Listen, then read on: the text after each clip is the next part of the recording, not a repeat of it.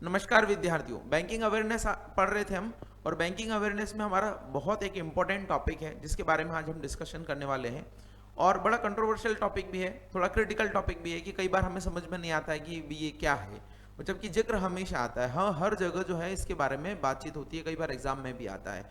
इसको हम बोलते हैं बेसल स्टैंडर्ड्स। इस टॉपिक का नाम है हमारा बेसल स्टैंडर्ड्स। और ये जो बेसल स्टैंडर्ड्स हैं एक्चुअली ये कई बार यूज किए जाते हैं, आते हैं ये यहाँ पर बेसल स्टैंडर्ड्स। तो आज हम जानेंगे कि बेसल स्टैंडर्ड्स क्या हैं, इनके बारे में क्यों इतना जिक्र होता है और बेसल स्टैंडर्ड्स से क्या फ़र्क पड़ने वाला है। तो चलिए शुरू करते हैं आज का हमारा टॉपिक। और बेसल स्टैंडर्ड्स के बारे में अगर मैं बात करूं तो एक तरीके से ये सेट ऑफ स्टैंडर्ड्स हैं। सेट ऑफ स्टैंडर्ड्स का मतलब ये कि बेसल बैंकों की अच्छाई के लिए बनाए गए कुछ नियमों कायदों का एक समूह है जिसको हम बोलते हैं बेसल स्टैंडर्ड्स। अब आप सोचते हैं सर कि इसका नाम ऐसा क्यों है। वैसे तो हिंदी में इसको बेसल ही बोला जाता है, बेसल, लेकिन कई बार इंग्लिश वाले लोग इसको बासेल भी बोलते हैं। तो BASEL ऐसा लिखा रहता है तो इसको बासेल भी बोला जाता है। लेकिन ये इसका नाम इसलिए पड़ा है, ऐसा इसलिए है क्योंकि ये जो नियम कायदे कानून जितने बनाए जाते हैं वो बनाए जाते हैं स्विट्जरलैंड में। स्विट्जरलैंड का एक शहर है जिसको हम बेसल या बासेल बोलते हैं। और वो स्विट्जरलैंड के शहर में बनाए जाने वाले नियमों के द्वारा बैंकिंग को कैसे अच्छे से रन किया जाए उसके बारे में जिक्र किया जाता है।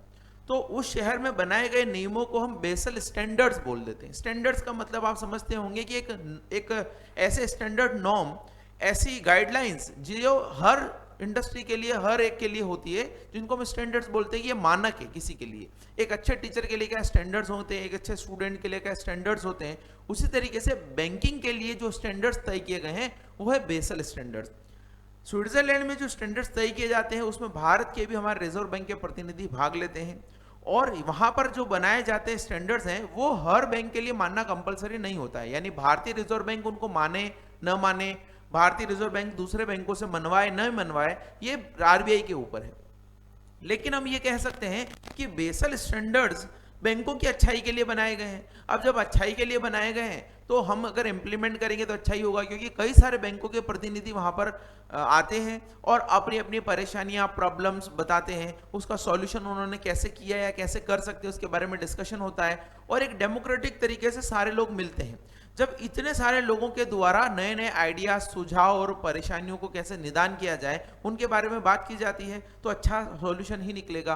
और उस अच्छे सॉल्यूशन के को एक फ्रेम में लाने का काम जो है ये सारी कमेटी करती है। उसी नियम कायदों को हम बोलते हैं बेसल स्टैंडर्ड्स। तो देखिए कुछ चीजें मैं लिख के लेकर आया हूं, सारी थ्योरेटिकल बोल के नहीं समझा रहा हूं। क्या है देखिए, Basel is a city in Switzerland, जैसा मैंने बताया। It is the headquarter of Bank for International settlement.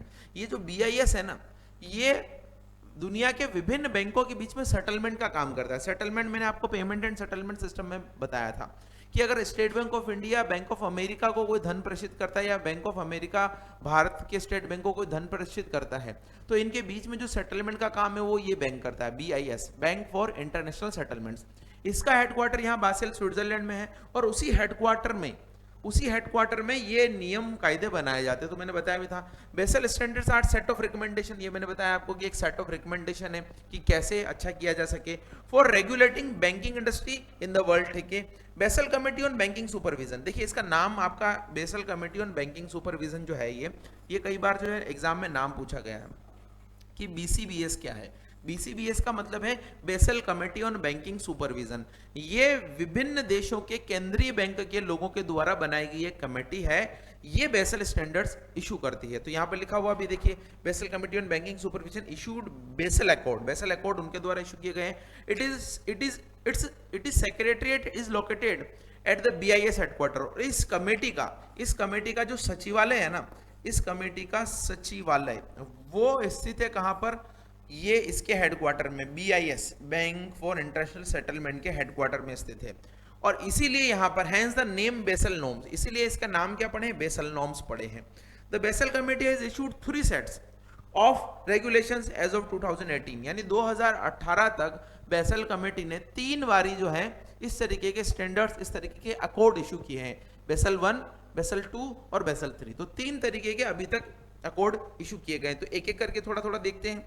देखिए ये टॉपिक क्रिटिकल है, थोड़ा समझने के लिए थोड़ा मुश्किल भी रहता है, लेकिन हमें क्या करना है, हमें ये समझ लेना है कि एक्चुअल में ये कहानी क्या है, ताकि हम किसी को भी समझा पाए, इंटरव्यू में पूछा जाए तो हम बता पाए। क्वेश्चन तो ऐसा भी आ सकता है कि how many Basel accords has been issued या have been issued by the Basel committee on banking supervision till 2018, 2018 तक कितने बेसल अकॉर्ड इशू किए गए हैं। तो उसमें 4, 3, 2, 1 इस तरीके से आ सकता है। तो क्वेश्चन तो कैसे भी बन सकता है, बीसीबीएस का फुल फॉर्म भी पूछा जा सकता है, या कई बार हमें बस सिंपल होता है कि बेसल स्टैंडर्ड्स क्या हैं उनके बारे में हम एक आउटलाइन तो खींच पाए। तो अगर अभी कोई भी आपको पूछे कि बेसल स्टैंडर्ड्स क्या हैं, तो आप ये कह सकते हैं कि बैंकिंग इंडस्ट्री को किस तरीके से अच्छे से रन किया जाए उसके लिए सेट ऑफ रूल्स हैं जो basal Committee on banking supervision के द्वारा बनाए गए हैं। Basal Committee on banking supervision का जो सेक्रेटरिएट है वो बैंक फॉर इंटरनेशनल सेटलमेंट के हेडक्वार्टर में है, जो कि बासेल शहर में है, स्विट्जरलैंड में। इसीलिए इन अकॉर्ड का नाम बेसल अकॉर्ड कहा जाता है। तो इतना सा अगर आप 4 लाइन बोल देंगे तो बहुत है।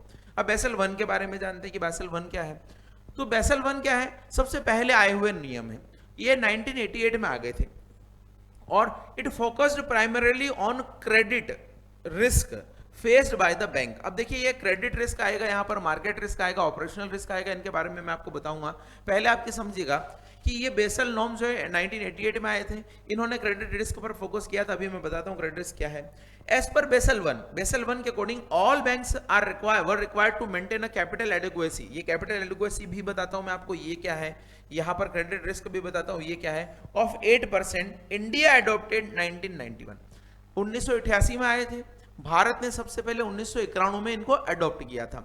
अब यहां पर बात की जा रही है कि बेसल 1 में जो प्राइमरीली फोकस था वो था क्रेडिट रिस्क पर। तो हम बात करेंगे क्रेडिट रिस्क क्या है। तो देखिए ये जो मैंने बताया कि बैंकिंग को चलाने के लिए नॉर्म्स है, कायदे हैं, नियम है, स्टैंडर्ड्स हैं, ये बैंकिंग की अच्छाई के लिए है। लेकिन बैंकों में जो सबसे बड़ा खतरा, सबसे बड़ा बैंकिंग में हर्डल है वो है जब आप किसी को लोन देते हैं तो वो लोन वापस आएगा या नहीं आएगा। उस लोन में आपकी रिस्क सबसे ज्यादा है। अगर बैंकों के द्वारा दिया गया लोन वापस टाइम टू टाइम आता है तो बैंकिंग इंडस्ट्री बहुत ग्रो करती है, क्योंकि उसको कोई नुकसान ही नहीं है। लेकिन प्रॉब्लम तो यही है कि आपने 50 लोगों को लोन दिया, 50 लोगों के लोन से 49 लोगों ने लोन वापस कर दिया, और इन 49 लोगों के लोन से आपको 1 करोड़ रुपए का ब्याज मिला, ठीक है, मान लेते हैं। और जो 50वां व्यक्ति था ना, उसको आपने 1 करोड़ का लोन दिया था, अब ये लोन डूब गया आपका। तो अब आप देखिए 50 लोगों के साथ जो बिजनेस किया ना आपने, जीरो हो गया। क्यों जीरो हो गया? क्योंकि 1 करोड़ का ब्याज आया और 1 करोड़ एक ही व्यक्ति लेके चला गया, तो 50 लोगों का दिया लिया जीरो हो गया। तो आपके बैंक में जो सबसे ज्यादा रिस्क है वो है क्रेडिट रिस्क। और क्रेडिट रिस्क को कैसे मेंटेन किया जा सकता है? कहीं क्रेडिट रिस्क के कारण कोई बैंक फेल्यूअर तो नहीं हो सकते हैं, उसी का एनालिसिस किया गया और उस क्रेडिट रिस्क को ही यहां पर फोकस में रखा गया। अब इस क्रेडिट रिस्क को कवर करने के लिए इन्होंने क्या टर्म दिया, इन्होंने टर्म दिया capital adequacy ratio. Capital adequacy ratio जो है, तो क्रेडिट रिस्क तो आप समझ गए होंगे कि लोन देने के रिस्क है। इस क्रेडिट रिस्क को कवर करने के लिए इन्होंने कैपिटल एडिक्वेसी रेशियो का टर्म दिया। इसका फुल फॉर्म भी कई बार एग्जाम में पूछा गया है, इसको CAR बोलते हैं, CAR, कभी कभी इसको CRAR भी बोलते हैं। तो ये मैं आपको समझा देता हूं अभी कि CRAR और CAR क्या है। जो CAR और CAR एक ही है, दोनों एक ही है। इसका फुल फॉर्म होता है capital adequacy ratio, capital adequacy ratio. और CRAR का जो फुल फॉर्म होता है वो होता है कैपिटल टू रिस्क वेटेड,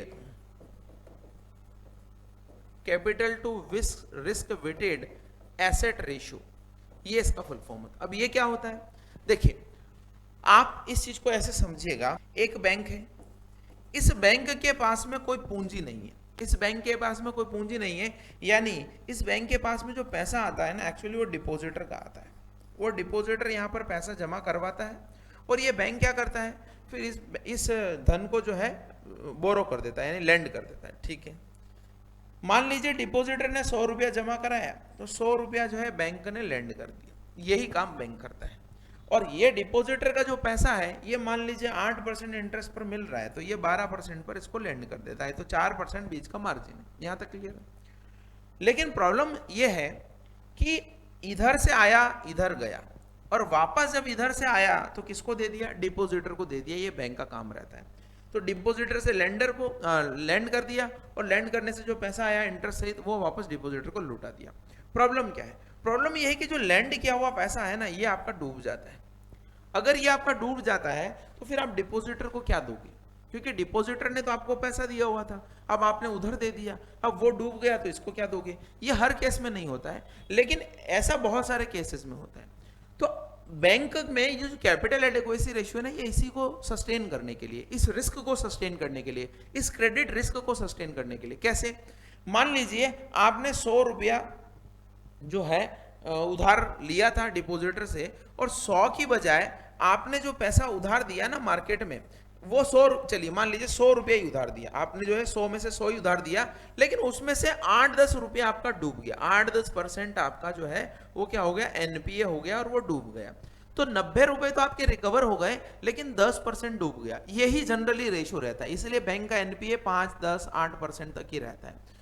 तो ये बेसल स्टैंडर्ड्स ये बोलते हैं कि बैंक के पास में कम से कम 8-10% की कैपिटल होनी चाहिए इस रिस्क को कवर करने के लिए। यानी जो भी आप लोन देते हैं, उस लोन में मान लीजिए आपने 500 रुपए का लोन दिया, 500 रुपए का अगर आपने लोन दिया तो 500 का 8% यानी 40 रुपए करीब करीब आपके पास में कैपिटल होनी चाहिए, ताकि अगर 40 रुपए का लोन आपका डूब भी जाए तो आप अपनी कैपिटल के माध्यम से उसको कवर कर पाए और बिजनेस बढ़ाकर बाद में कवर कर पाए। ऐसा ना हो कि 40 रुपए के कारण ही आपका बैंक पूरा खत्म हो जाए। तो ये जो कैपिटल आप रखते हैं इस प्रकार के लॉसेस को, इस प्रकार की क्रेडिट रिस्क को सस्टेन करने के लिए, उसी को हम बोलते हैं कैपिटल एडेक्वेसी रेशियो। इसको हिंदी में बोला जाता है पूंजी पर्याप्तता अनुपात। पूंजी पर्याप्तता अनुपात यानी आपके पास में पूंजी की सफिशिएंसी का रेशियो है कि नहीं है, जो आप लोन देते हैं उसका रेशियो है कि नहीं है, उसी को हम बोलते हैं कैपिटल एडेक्वेसी रेशियो। जैसे देखिए, एक किराने का व्यापारी है, वो क्या करता है, उसके पास पैसा कुछ नहीं है, उसके पास कुछ भी पैसा नहीं है, वो होलसेलर से किराना लेता है और कस्टमर को बेच देता है। होलसेलर से लेता है, कस्टमर को बेच देता है, जब कस्टमर से पैसा आता है होलसेलर को चुका देता है। होलसेलर से उसको 2 महीने की छूट मिलती है कि 2 महीने बाद पैसा दे देना, और किराना वाला बोलता है कि मैं 1 महीने में ही दे दूंगा, तो उसका रोटेशन चलता है, उधार देता है, 1 महीने बाद पैसा आता है, उसको 2 महीने बाद दे देता है। लेकिन मान लीजिए उसके 10 कस्टमर जो थे किराना लेने वाले, वो उन्होंने पैसा नहीं चुकाया, अब वो आगे क्या चुकाएगा, पूरा बिजनेस ही गड़बड़ हो जाएगा उसका।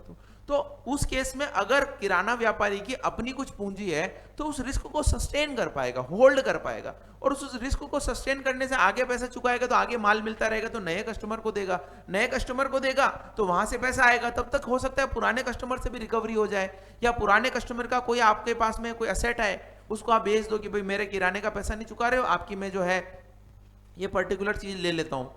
तो ऐसा भी हो सकता है, रिकवरी हो जाए, थोड़े दिन बाद आपका बिजनेस चलने लग जाए।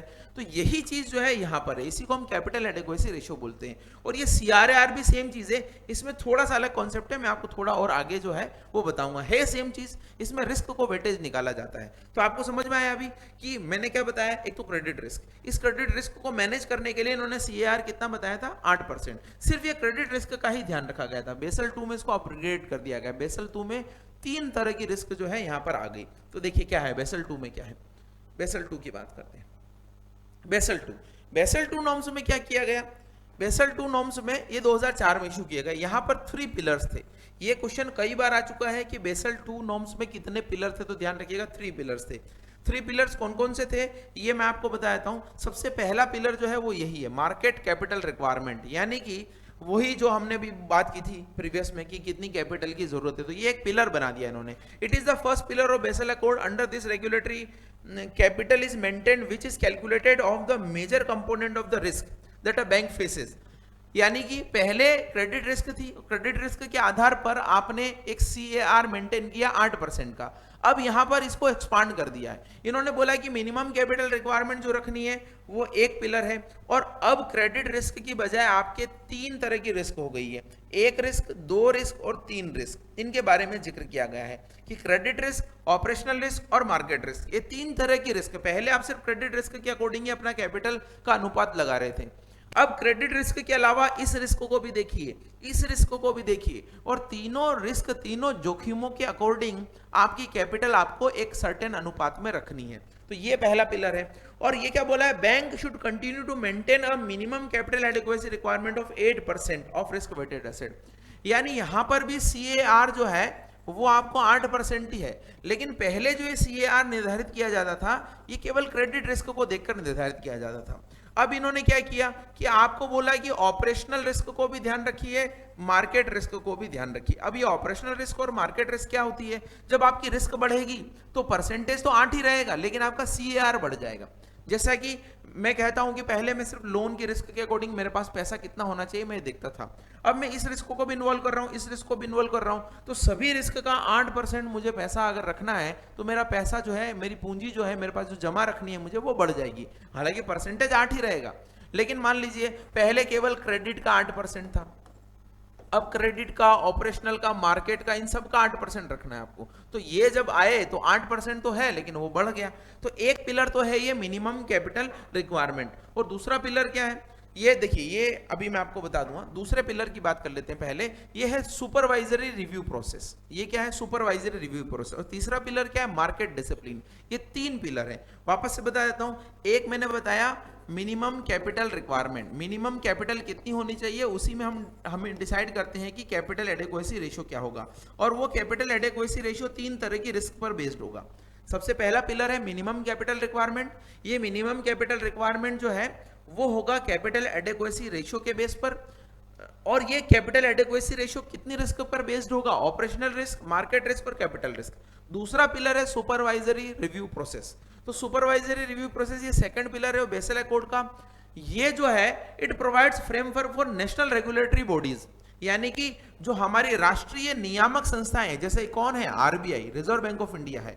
तो रिजर्व बैंक ऑफ इंडिया को वेरियस टाइप की रिस्क, जैसे systematic risk, liquidity risk, legal risk, इससे मेंटेन करने के लिए ये गाइडलाइन देता है। जैसे देखिए, पहली पिलर में इन्होंने बोला कि मिनिमम कैपिटल होनी चाहिए 8% कैपिटल एडेक्वेसी। तो इसको सुपरविजन करना है, सुपरवाइजरी व्यू करना है कि क्या बैंक मेंटेन कर रहे हैं या नहीं कर रहे हैं। अगर नहीं कर रहे तो उनके खिलाफ जो है क्या रिस्क बनती है, और वो जो लिक्विडिटी की रिस्क है उसके खिलाफ ये सिस्टमेटिक क्या एक्शन ले सकते हैं, इन सब के बारे में बात की जाती है। यानी पहले RBI ने एक सेट ऑफ स्टैंडर्ड डिसाइड कर दिए, बैंकों को बोला कि आप उनको फॉलो करिए। अगर वो फॉलो नहीं कर रहे हैं तो फिर बैंक जो है ये इन तरह की रिस्क जो है इससे डील करने के लिए उनके पास क्या पावर्स है, क्या पेनल्टी लगा सकती है, लाइसेंस सस्पेंड कर सकती है, उनके बारे में और टाइम टू टाइम उनका रिव्यू करना। तो पहले सिर्फ क्रेडिट रिस्क थी, अब रिस्क बढ़ गई। रिस्क बढ़ने के बाद में दूसरा पिलर बोला कि भाई आपने रिस्क तो डिसाइड कर ली, लेकिन क्या बैंक उसको फॉलो कर रहे हैं?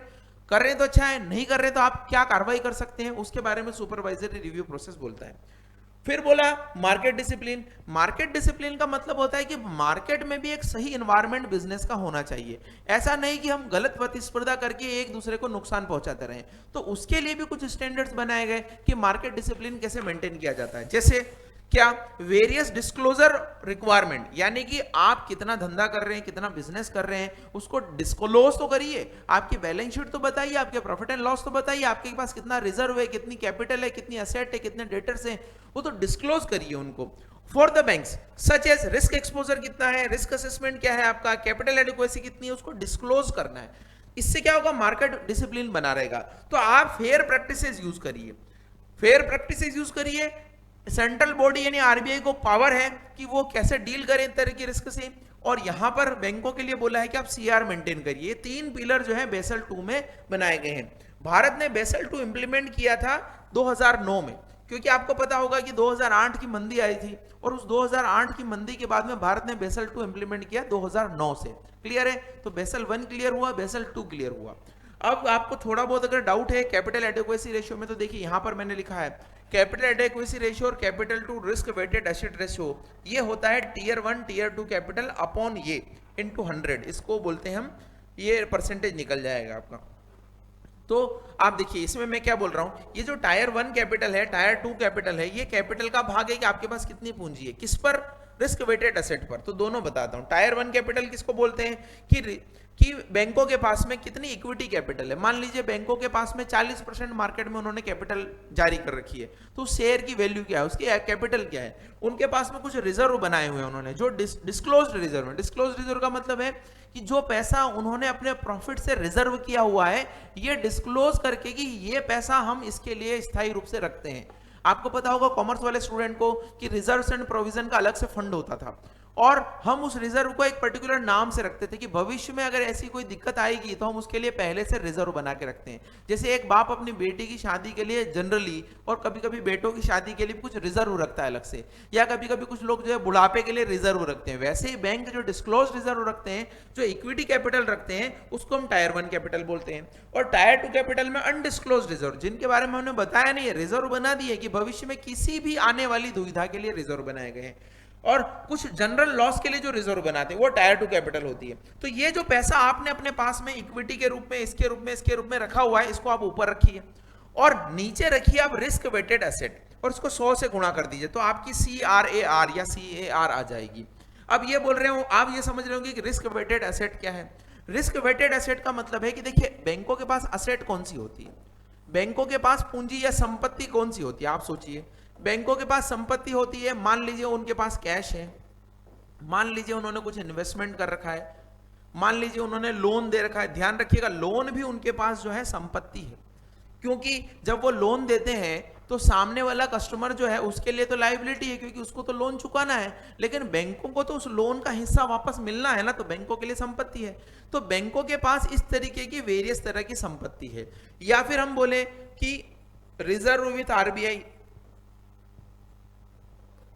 रिजर्व विथ आरबीआई, ये रिजर्व विथ आरबीआई भी संपत्ति है। अब इस संपत्ति को एक वेटेज दीजिए आप। वेटेज देने का मतलब है कि संपत्ति की पर्टिकुलर रिस्क कितनी है उसको एक वेटेज दीजिए। जैसे कैश की कोई रिस्क नहीं है, 0%। इन्वेस्टमेंट की हो सकता है कि 20% रिस्क है, लोन की हो सकता है कि 50% रिस्क है, क्योंकि लोन आता है कि नहीं आता पता नहीं। अच्छा, लोन में भी अलग अलग तरीके के लोन है, कोई लैंड पे दिया गया लोन है, कोई पर्सनल लोन है, कोई गोल्ड पे दिया गया लोन है, तो अलग अलग लोन पे अलग अलग रिस्क है। तो आप क्या करिए, मान लीजिए आपके पास 20 रुपए का कैश है, मान लीजिए आपके पास 50 रुपए का इन्वेस्टमेंट है, मान लीजिए आपके पास 100 रुपए का लोन है, तो आपने इसको लिए निकाला कि इस पे तो कोई रिस्क नहीं है तो छोड़ दीजिए। इस पे क्या रिस्क है, इन्वेस्टमेंट की रिस्क है, तो ये हो गया 10। इस पे कितनी रिस्क है, 50%, ये हो गया 50। तो आपकी रिस्क वेटेड एसेट कितनी आई, 60।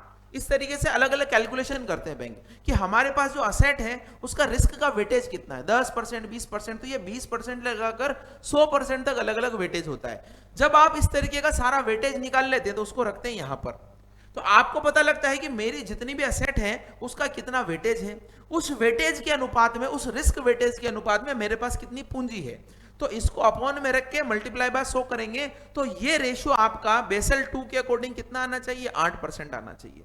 अगर बेसल 2 के अकॉर्डिंग रिस्क जितनी भी एसेट है उसके रिस्क वेटेज के अनुपात में आपके पास में 8% की कैपिटल है, तब तो आपका बैंक लॉस को सहन करने के लिए, रिस्क को सहन करने के लिए एकदम तैयार है।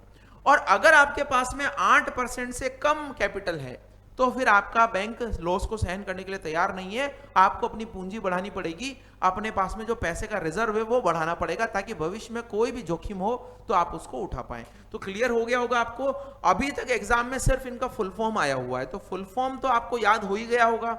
इसका फॉर्मूला भी मैंने बता दिया, टायर 1 टायर 2 बता दिया, रिस्क वेटेड एसेट बता दिया, कैसे निकालते हैं वो बता दिया, बेसल 1 बता दिया, बेसल 2 बता दिया, दोनों चीजें आपको बता दी। बेसल 3 की बात करते हैं, तो बेसल 3 में क्या, 3 पिलर भी मैंने आपको बता दिए, 3 पिलर भी आपको बता दिए। सुपरवाइजरी प्रोसेस, रिव्यू प्रोसेस या प्रोसेस होते हैं, रिव्यू प्रोसेस भी बोलते हैं इसको, market discipline, minimum capital requirement. Minimum capital requirement यहाँ 3 तरह की रिस्क पर बेस्ड है। मैंने बताया आपको मिनिमम कैपिटल रिक्वायरमेंट कितने तरह के रिस्क पर बेस्ड है, अभी बताया था आपको कि क्रेडिट रिस्क, ऑपरेशनल रिस्क और मार्केट रिस्क, ये तीनों तरह की रिस्क पर बेस्ड है। तो क्रेडिट रिस्क के बारे में तो मैं आपको बता चुका हूँ। क्रेडिट रिस्क का मतलब है कि लोन देने के समय होने वाले रिस्क। मार्केट रिस्क का मतलब है कि मार्केट में होने वाले उतार चढ़ाव से एक बैंक को क्या रिस्क है। जैसे मान लीजिए कोई बैंक फॉरेन एक्सचेंज का काम करता है, तो फॉरेन एक्सचेंज में बैंक के पास में डॉलर्स पड़े हुए हैं, लेकिन मार्केट में रुपए के दाम गिर गए, तो फिर वो उस डॉलर से उतना पैसा नहीं आएगा, तो ये एक तरीके की मार्केट रिस्क है। ऑपरेशनल रिस्क का मतलब है कि आपके ऑपरेशन में भी तो रिस्क हो सकती है। आप सोच रहे हैं कि इस महीने में हमें इतना टर्नओवर होगा, इतना प्रॉफिट होगा, पता लगा हड़ताल हो गई, कुछ शटडाउन हो गए, कुछ आपके सर्वर खराब हो गए, इंटरनेट खत्म हो गया, तो उस तरह की भी रिस्क को आप इन्वॉल्व करिए। ऑपरेशनल रिस्क को, मार्केट रिस्क को, क्रेडिट रिस्क को, इन सारी रिस्क को देखते हुए आपको मिनिमम कैपिटल रिक्वायरमेंट रखनी है। तो इस तरीके से आपका है। अब बेसल 3 की बात कर लेते हैं। तो बेसल 3 जो है 2007-8 के बाद जो फाइनेंशियल क्राइसिस आया था, उसके बाद बेसल ने अलग नॉर्म्स बनाए। हमने तो 2007-8 के क्राइसिस के बाद में बेसल 2 को इम्प्लीमेंट किया कि चलो हम बेसल 2 इम्प्लीमेंट कर लेते हैं, लेकिन 7-8 के क्राइसिस के बाद बैंकिंग बेसल कमेटी और बैंकिंग सुपरविजन ने बोला कि हम तीसरा स्टैंडर्ड्स बनाएंगे, और इस तीसरे स्टैंडर्ड्स को उन्होंने बनाया। Basel third was first issue in 2009, और 2009 में बेसल थर्ड इशू आए थे, तब तो हम बेसल 2 ही लागू कर रहे थे। The guidelines aims to promote more resilient banking system, और इन गाइडलाइंस में बैंकिंग के सिस्टम को और ज्यादा सुरक्षित बनाने के लिए प्रयास किए गए हैं।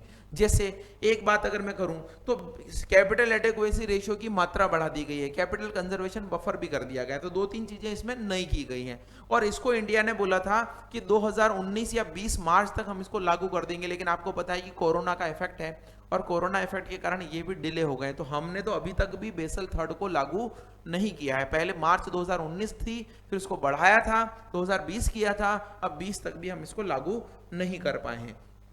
यहां पर मैं आपको एक चीज और बता दूं कि बेसल जो स्टैंडर्ड डिसाइड करता है और आरबीआई जो यहां पर लागू करता है वो डिफरेंट होते हैं। जैसे मैंने आपको टायर 1 कैपिटल, टायर 2 कैपिटल बताई थी, तो टोटल कैपिटल बेसल के अकॉर्डिंग कितनी है? 8%। हमारे आरबीआई ने कितनी लागू की है? 9%। यानी आरबीआई जो है अपना स्टैंडर्ड्स और बढ़ाना चाहता है। आरबीआई सोचता है कि बैंकों के पास 8% का रिजर्व नहीं हो, 9% का रिजर्व हो। और एक नई चीज जो बेसल थर्ड में आई है वो है कैपिटल कंजर्वेशन बफर।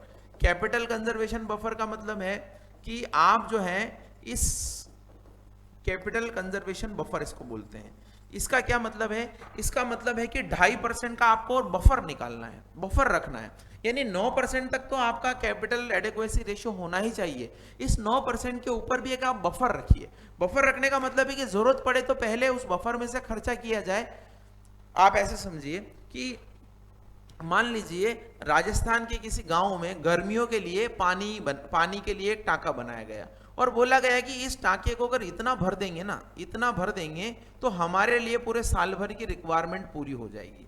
लेकिन हमने सोचा कि यार कभी भी दिक्कत आ सकती है, तो हम इसको इस टारगेट को यहां तक रखते हैं। मान लीजिए शादी ब्याह हो गया, मौत मरण हो गई, तो इतना पानी जो है हम रिजर्व के रूप में और ज्यादा रखते हैं। तो ये सीसीबी है, और ये सीएआर है। ये 9% है और ये 2.5% है। अब मान लीजिए हमने यहां तक भरने का लक्ष्य रखा और ये भर दिया। किसी साल ऐसा हुआ कि हमें जरूरत पड़ गई कि हमें जरूरत क्या पड़ गई कि मिनिमम इतना तो हमारे पास में होना चाहिए। अब हमें जरूरत पड़ गई किसी साल कि ज्यादा पानी चाहिए, तो हम पहले इसको खर्च करेंगे, ये रिजर्व को खर्च करेंगे, और ये रिजर्व खर्च होने के बाद में फिर हम नीचे जाएंगे। अगर हम रिजर्व नहीं रखेंगे तो सीधा इस पानी को खर्च करने की सोचेंगे, और जब इस पानी को खर्च करने की सोचेंगे तो हो सकता है कि ऐसी परिस्थितियां हो कि आपके पास पानी ना बचे। इसी तरीके से आप ये समझिए कि 9% का सीएआर तो रखना ही रखना है। 9% के सीएआर के ऊपर आपने 2.5% का एक बफर और बना दिया है, तो कभी भी आवश्यकता पड़े तो पहले उसको खर्च किया जाए, उसमें से कैपिटल ली जाए, बाद में फिर आपका सीएआर आए। तो एक तरीके से और एक्स्ट्रा आपने सस्टेनेबिलिटी लगा दी। तो आरबीआई के अकॉर्डिंग अब टोटल हमारे यहाँ पे 11.5% होना चाहिए रिजर्व, जबकि बेसल के अकॉर्डिंग कितना होना चाहिए? 10.5% होना चाहिए। तो आरबीआई ने इससे ज्यादा ही रिजर्व हमारे यहाँ पर रखा है, बेसल स्टैंडर्ड से भी ज्यादा अच्छे स्टैंडर्ड्स रखे हैं। और ये टायर 1 और टायर 2 का मतलब क्या है? देखिए, मैंने टायर 1 और टायर 2 दोनों को मिला के रिस्क वेटेड एसेट निकालने का फॉर्मूला बताया था आपको इंटू 100। अगर यहां पर सिर्फ हम टायर 1 रख रहे हैं और रिस्क वेटेड एसेट रख रहे हैं, इंटू 100 कर रहे हैं, तो ये 6% होना चाहिए। और अगर हम टायर 2 के अकॉर्डिंग कर रहे हैं तो ये 2% होना चाहिए, और दोनों को मिलाकर कितना होना चाहिए? 8% होना चाहिए। तो ये मैं आपको बता चुका हूं, ठीक है। ये काफी डेप्थ में मैंने बता दिया। अब देखिए, मार्केट और क्रेडिट रिस्क मैंने आपको बता दिया था, फिर भी देखिए यहां पर और है। Credit risk arises due to the NPA, ये तो आपको पता ही है।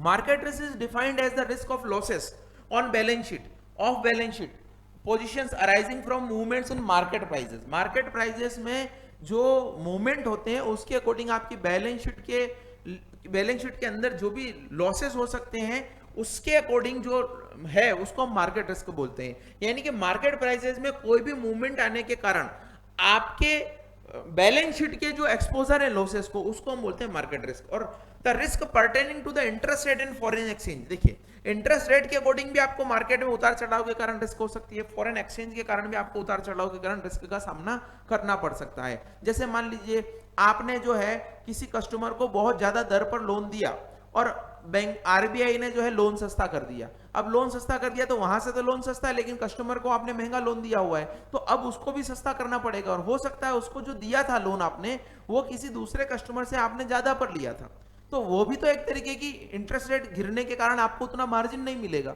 उतना मार्जिन नहीं मिलेगा तो वो भी आपकी रिस्क है, फॉरेन एक्सचेंज की भी आपकी रिस्क है। इसी को बोलते हैं मार्केट रिस्क। और मार्केट रिस्क के बाद में देखिए ऑपरेशनल रिस्क, ये क्या है? Is defined as the risk of losses resulting from inadequate or failed internal process, यानी अपर्याप्त या फिर फेल्यूर हो गए इंटरनल प्रोसेस का, पीपल का, सिस्टम का, इस तरीके से अगर ऐसा हुआ है तो उसके कारण जो रिस्क आती है उसको हम बोलते हैं ये। जैसे देखिए इसमें कई सारे दी होगी आपको, यहां पर लिखा होगा legal risk but excluded strategic and reputation risk, include is not limited to exposure fines, penalties, punitive damages resulting from supervisory action as well as the private settlement. देखिए यहां पर एक दो चीजें और दी है, ये तो दिया ही है, ये तो दिया ही है कि फेल्ड इंटरनल प्रोसेस, पीपल और सिस्टम, लोगों की हड़ताल हो सकती है, सिस्टम फेल्यूर हो सकता है, इंटरनल प्रोसेस का गड़बड़ हो सकता है, उसके कारण आपका ऑपरेशन अगर बंद हो जाता है, ऑपरेशन बंद होगा तो आपकी इनकम खत्म हो जाएगी।